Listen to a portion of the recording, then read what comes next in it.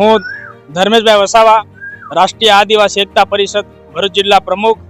અને આજે જે ઝઘડિયા જીઆઈડીસીમાં જે મીડિયા મારફતે અમારે જે ઇન્ટરવ્યુ આપવું પડે એનું કારણ એ છે કે ઝઘડિયા જીઆઈડીસી અહીંયા જે ડીસીએમ કંપની છે, ડીસીએમ કંપની એટલી ડેન્જર કંપની છે કે ચોમાસાનો વરસાદનો લાભ જોઈને એ ગામડોની અંદર એ કોઈ એ સમય આવીને એવા સમય આ લોકો કેમિકલ વાળી પાણી અહીં ગાડી છોડે છે. આપ દિવાલની અંદર જોઈ રહ્યા છો, જો આ કેમિકલ વાળું પાણી દેખાય જ છે દિવાલ સાથે કાળું એકદમ, ને આ સાઈડ વ્હાઈટ છે.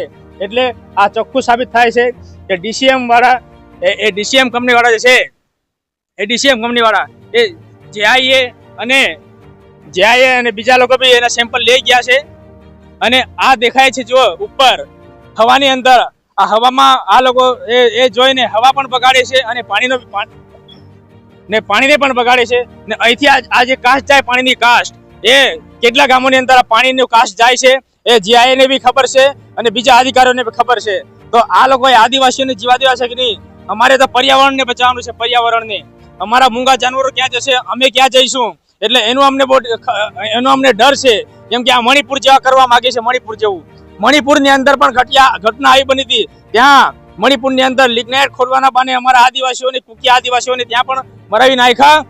અને અહીંયા પણ અહીં સેમ્પલ પણ અહીંથી લઈ ગયા છે. સેમ્પલ અહીંથી નોટિફાઈ એરિયા અને જીપીસીબી વાળા પણ અહીંથી સેમ્પલ લઈ ગયા અને જીઆઈએ વાળા બી સેમ્પલ લઈ ગયા, પણ એનો નિરાકરણ આવતો નથી. એનું કારણ એ છે કે આ લોકો મળેલા છે કે કેમ? એક પૈસાનો તોડબાદ છે કે શું છે?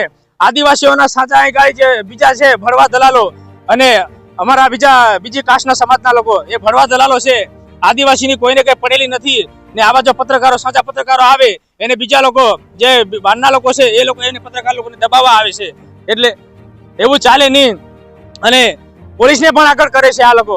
જે અમારા જેવા લોકો આગળ બોલે તે લોકોને દબાવવાનો પ્રયાસ કરે છે, પણ અમે આવું ચાલવા દેવાના નથી.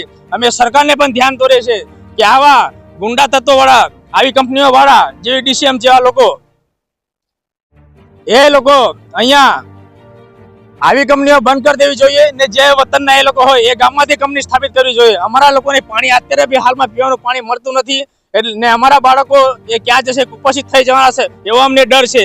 કાલે ઉઠીને એ બાળકો ને એ બાળકીઓ કાલે ઉઠીને ગર્ભવતી બી ના બની શકે અને બહુ મોટો કિડનીને અસર પડે, આંખને અસર પડે અને સ્વાસ્થ્યને નુકસાન થાય. એટલી મોટી ડેન્જર આ કેમિકલ છોડે છે.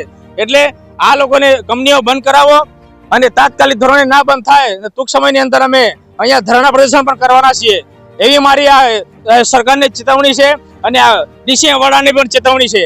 આ બંધ કરી દેવો જોઈએ તાત્કાલિક ધોરણે. જય આદિવાસી.